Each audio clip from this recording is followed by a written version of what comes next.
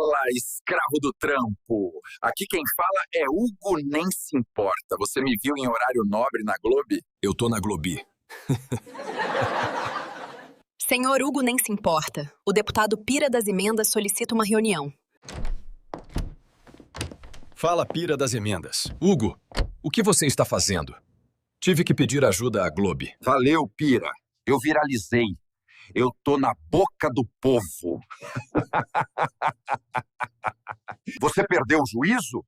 Pare de nos expor. Fica quieto, Hugo. Agora já era, Pira das Emendas, mas estamos blindados. Os armarinhos e a farofa limão estão com a gente. E aí, Pira das Emendas, falou com o Hugo Nem Se Importa.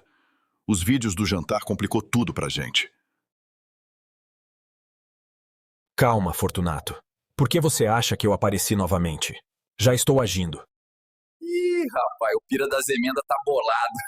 Mas ele apareceu e já tá agindo. Tomara que o povo caia naquela conversa da Globo.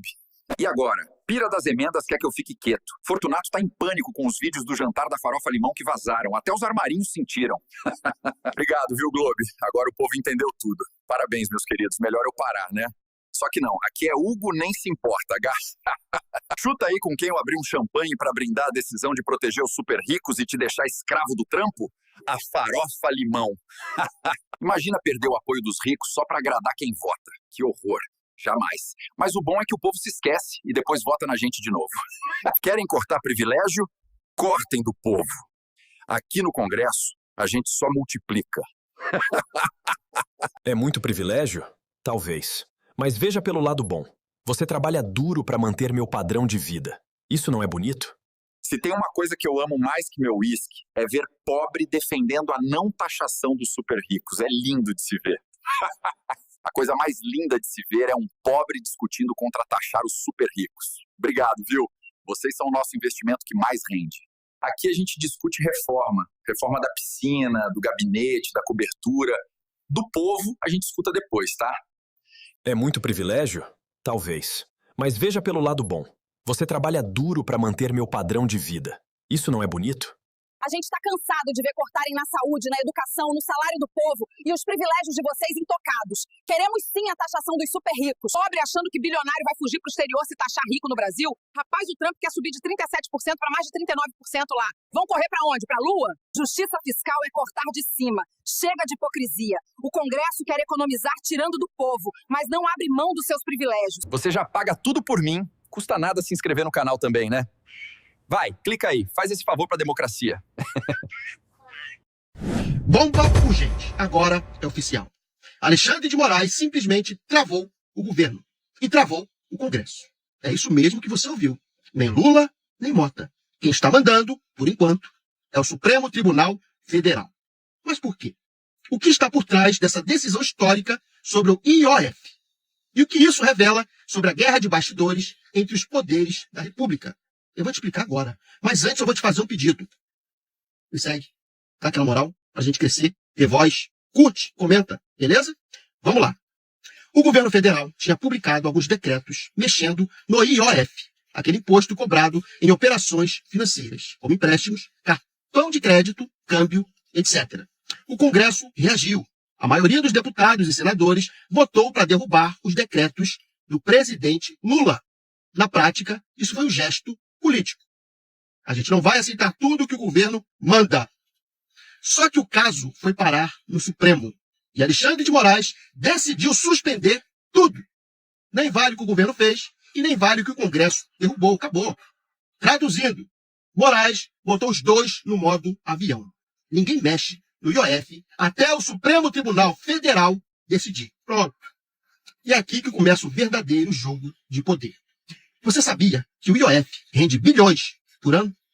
É dinheiro que o governo usa para gastar com programas, investimentos e equilíbrio fiscal. Mexer nisso é tocar no coração do caixa do governo. Só que o Congresso também queria marcar território. Então eles começaram a bater de frente com Lula em várias pautas. E essa foi mais uma. Eles disseram, quem manda aqui somos nós, do Congresso. Como se fosse um parlamento. Mas Moraes chegou e disse, ninguém manda nada por enquanto. Acabou. E sabe o que isso significa?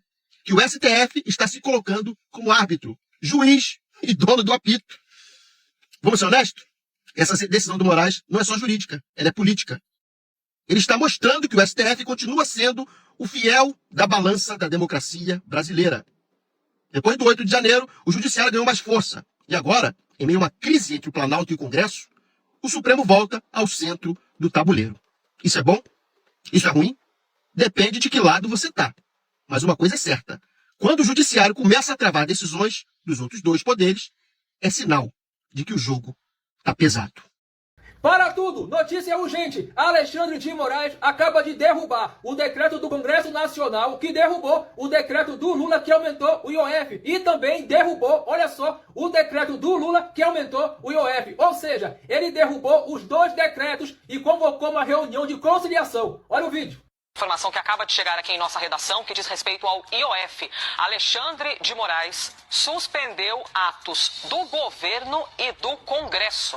Ministro cita indesejável embate e convoca uma conciliação entre os poderes. Você viu aí, o Moraes, ele não deu vitória nem para o governo Lula e nem para o Congresso, justamente porque ele quer buscar um entendimento, uma conciliação entre os dois poderes, já que ele falou que essa confusão, esse desentendimento, ele é indesejável e não é bom para o Brasil. Então tá aí, pessoal, notícia urgente. Eu peço que você compartilhe esse vídeo. Simples assim. O ministro Alexandre de Moraes suspendeu o decreto do governo Lula que aumentou o IOF e também a medida tomada pelo Congresso que derrubou esse decreto.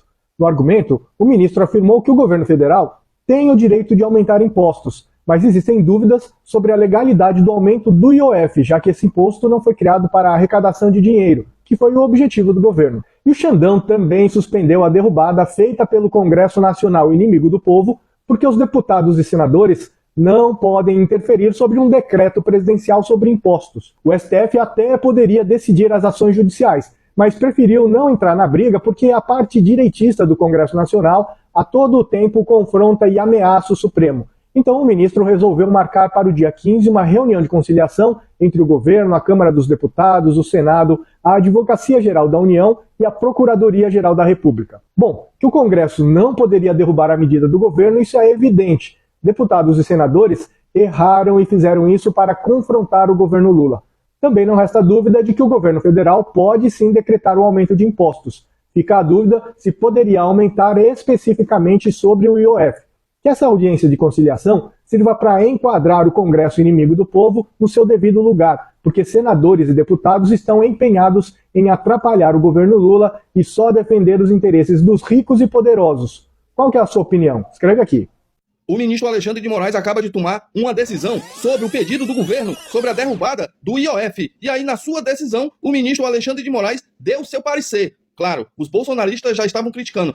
O Moraes vai dar razão ao governo. Eu vou ler aqui a decisão do ministro. O ministro Alexandre de Moraes, do Supremo Tribunal Federal, suspendeu, nessa sexta-feira, 4, os efeitos de todos os decretos que tratam do imposto sobre operação financeira, o IOF, e determinou uma audiência para fazer aí entre o Congresso e o governo chegar ali, a um ponto. Por que foi que o Congresso derrubou o decreto do presidente Lula entre governo e o Congresso? Na decisão, Moraes concedeu o prazo de 5 dias. Bom, eu espero que seja tudo transmitido, galera? Para o Executivo e o Legislativo, prestem esclarecimento sobre o que motivou as decisões, o governo ao aumentar a alíquota de impostos e o Congresso ao suspender os efeitos do decreto presidencial. A audiência de conciliação foi marcada para o dia 15 de junho, no plenário da audiência da Corte. Assim, vamos ver aí tudo ali televisionado, por que o Congresso derrubou e por que o governo quis aumentar aí a alíquota, galera, do IOF.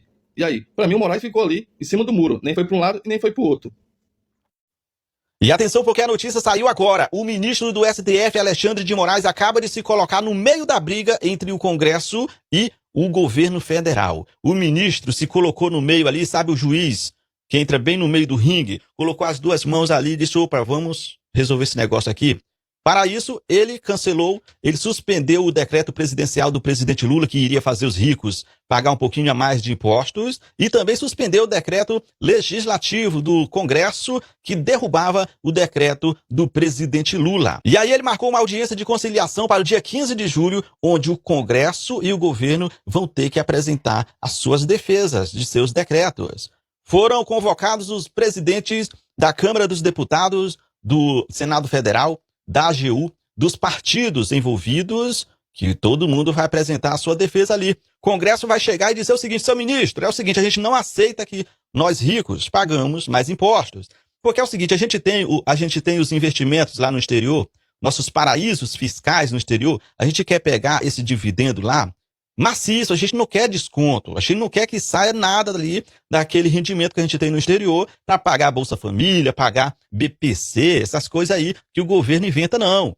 Já o governo vai chegar e dizer o seguinte: olha, seu ministro, a gente criou esse decreto aí para fazer uma espécie de justiça tributária nesse país, porque não é justo que as pessoas que recebem abaixo de 5 mil conto por mês tenham que pagar impostos, e aí esses milionários, bilionários, não pagam nada, né? Eles pegam lá os seus rendimentos, compram lá os seus jatinhos e não contribuem nada para o país. É isso que a gente quer, seu ministro, né? E aí o ministro Alexandre de Moraes que vai decidir agora, né, quem está certo na história. Eu, sendo o ministro Alexandre de Moraes, também suspenderia o decreto que aumenta o número de deputados, que o Brasil não precisa mais de deputados.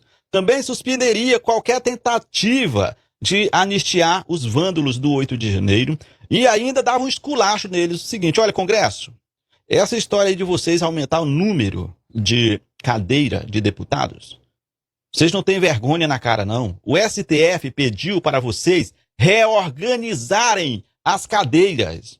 Isso significa que vocês poderiam pegar aqueles estados que têm mais deputados, tira algumas cadeiras e coloca nos estados que têm menos deputados. Foi isso que o STF pediu, e não para vocês aumentarem o número de deputados para a população sustentar. A mesma coisa, chamava os caras que são responsáveis, e isso deveria ser transmitido para a população ver que o Congresso é inimigo do povo. Congresso é inimigo do povo. Tinha que ser transmitido esse esculacho aí. Outra coisa, Congresso, é o seguinte, uma turma invadiu o Congresso lá, quebraram tudo, né? E aí vocês querem que essas pessoas sejam perdoadas? Fiquem impunes? É isso que vocês estão pedindo?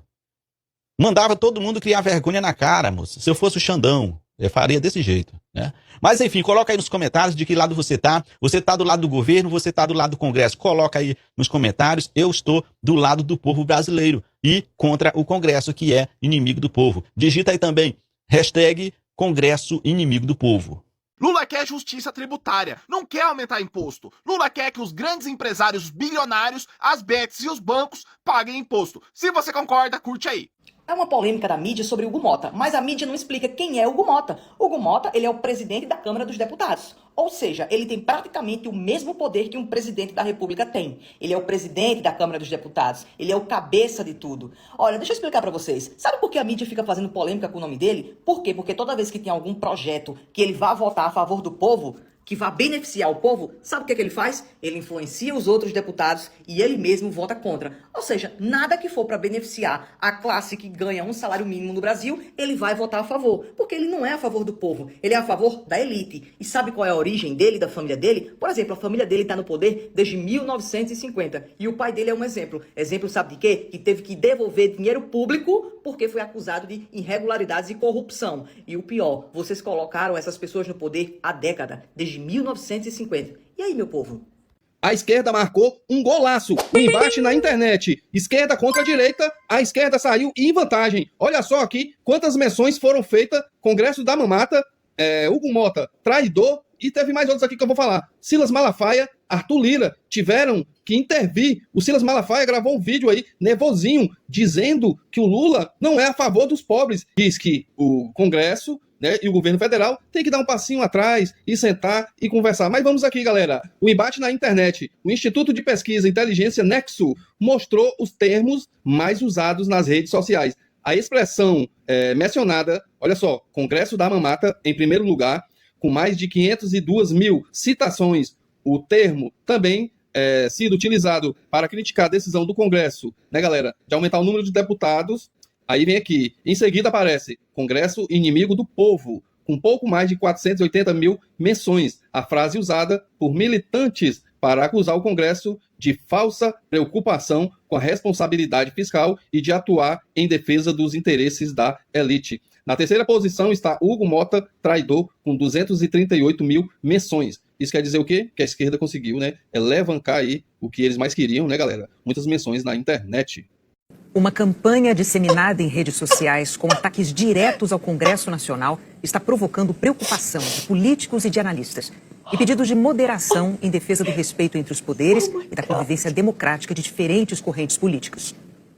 Os vídeos começaram a ser publicados na internet após a derrubada do aumento do IOF pelo Congresso no dia 25 de junho. A derrota foi uma das maiores do governo Lula. No dia 27, o PT publicou em redes sociais um vídeo feito com inteligência artificial, falando em cobrar mais. Apertado, cremosa. O Guinho foi chorar no colo dos Marinho, Cláudia. Tadinho do Guinho, eu senti o dedo no toba. A militância colocou sem pena, Cláudia. E aí foi chorar para a Rede Globo de televisão, que colocou Armínio Fraga, aquele que sugeriu congelar o salário mínimo por 10 anos. Pois é, a covardia, a cara de pau, não para, né? O óleo de peroba do estoque vai acabar, porque é milionário defendendo milionário descaradamente, com mais de 6 minutos de matéria em rede nacional. Já o Xandão não quis ficar mal com nenhum dos lados e jogou a toalha para a galera e acaba de suspender qualquer negociação sobre o imposto sobre operações financeiras dos mega milionários e pediu uma conciliação. Isso para não dar margem para a excremento-direita dizer que já estava decidido, porque era isso que eles esperavam do Xandão. E o Xandão calou a boca da excremento-direita, suspendendo qualquer ação sobre esse imposto e aí chamando tanto o Congresso Nacional, o Guinho, o Nem Se Importa e também o Lula para conciliar esta discussão. Além do Davi Alcolumbre, né, que há algumas horas está pedindo arrego, porque eles sentiram a pressão nas redes sociais, porque a militância deu um verdadeiro show, que é assim que se faz, pressão popular em cima desses mega milionários covardes que exploram a mão de obra barata e que agora estão impedindo o fim da escala 6x1 para ainda pautar uma escala 7x0 como quer o Congresso Nacional. Eles estão dobrando a aposta, confrontando a população, indo para cima dos nossos direitos para exterminar o povo pobre do Brasil. Porque eles estão dizendo, ai, esse nós contra eles sempre foi cara pálida. Não é de hoje, faz mais de 500 anos que são os ricos contra os pobres do Brasil. E que, enfim, acordaram, porque nós estamos defendendo apenas os nossos direitos e um bocadinho só de justiça social. Queremos para ontem a isenção para quem ganha até R$5.000, que vocês estão sentados em cima, chantageando o governo em relação à cobrança do IOF. Acabou a brincadeira. O povo brasileiro acordou. Agora, de verdade, o gigante acordou. Segura.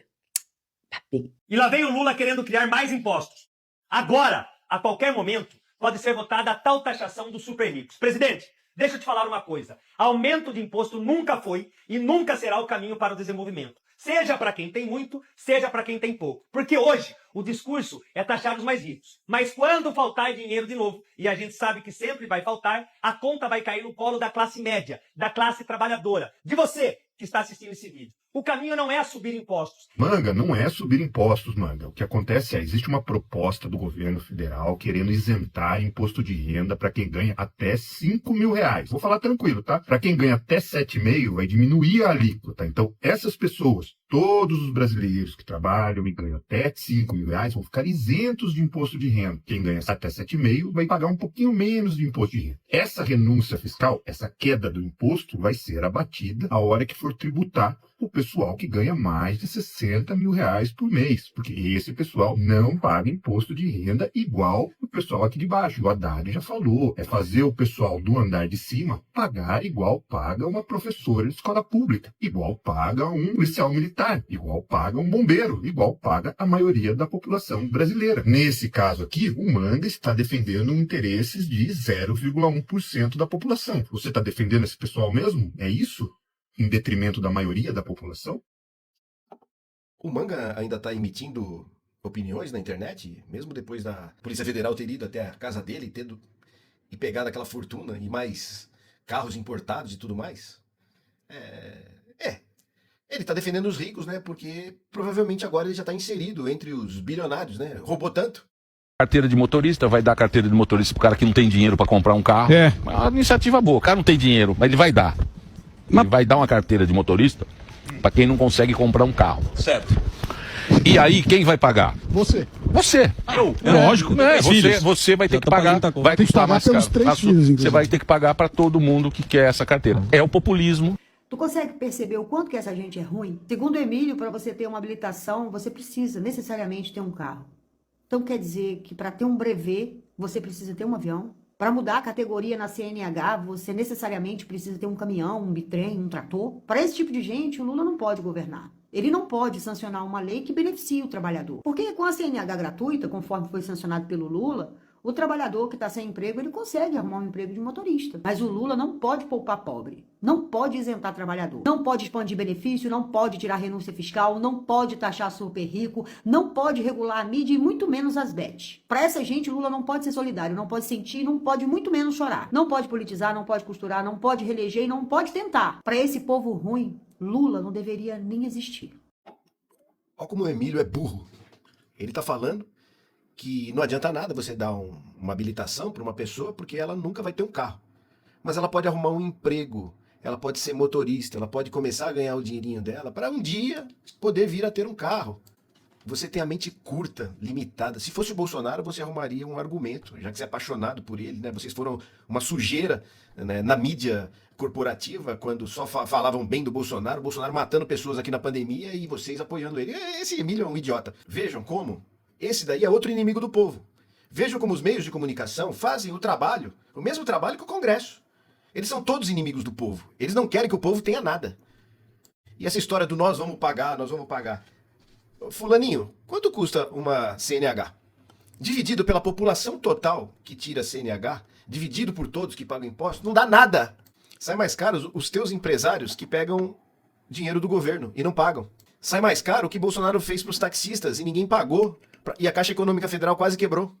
Eu só não estou entendendo como essa emissora, que são inimigos do povo, continuam ainda, depois de terem propagado tantas fake news, terem feito tantas arbitrariedades, continuam ainda a emitir opiniões. Ainda uma opinião dessa aí, de um jirico que nem esse daí, vai estudar, ô retardado.